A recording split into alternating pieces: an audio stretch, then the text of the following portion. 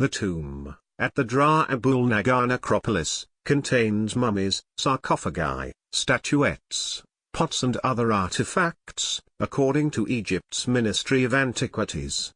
It belonged to Amenemhat, which means the god Amen is in the forefront, and his wife Amenhotep, said Mustafa al-Waziri, who led the Egyptian team which unearthed the 3,500-year-old tomb. While Amenhotep is usually a man's name, Waziri said, the team found references inside the tomb that indicated she was the lady of the house.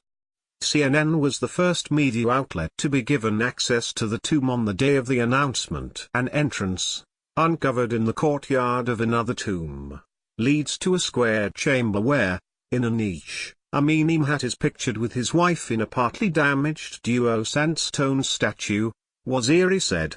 Between their legs is seen a little figure of their son. The daughter, or as they used to refer to daughters, the precious, is usually the one pictured in this place.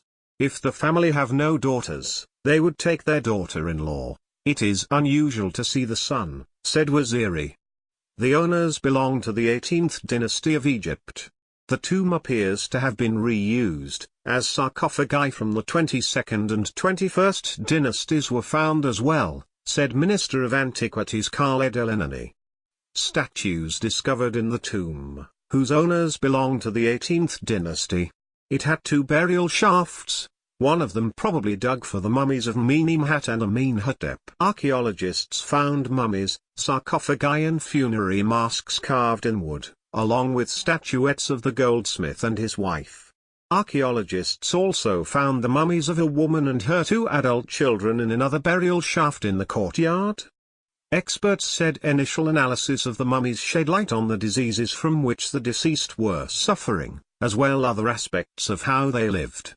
The tomb also holds clues to new tombs, in the form of funerary cones belonging to 4 officials whose burial spots have not yet been found. This is not the end. This will lead to more discoveries in the future, Waziri said. Authorities put a number of the findings on display outside the tomb, including statues, pots and funerary masks. The clue that led to the tomb unveiled Saturday was in fact uncovered in another 3,500-year-old tomb unearthed in April in the same area, he said. In that discovery, officials announced that they had found 10 colorful sarcophagi and numerous figurines. The main T-shaped tomb in the April find belonged to a city judge named Uzahat and is typical of New Kingdom noblemen's tombs, the ministry said in a statement at the time. Workers are still piecing together parts of the pottery they have found so far. Egyptian archaeologists have also found several other tombs and statues in other areas of Egypt this year. Parts of a 3,000-year-old colossal statue, believed to have stood about 30 feet tall, were found in Cairo in March. Archaeologists unearthed the statue in a pit in an area of low-income housing in the eastern neighborhood of Matarea. This story has been updated to clarify the translation of Amenemhat's name made by Egyptian officials during Saturday's news conference.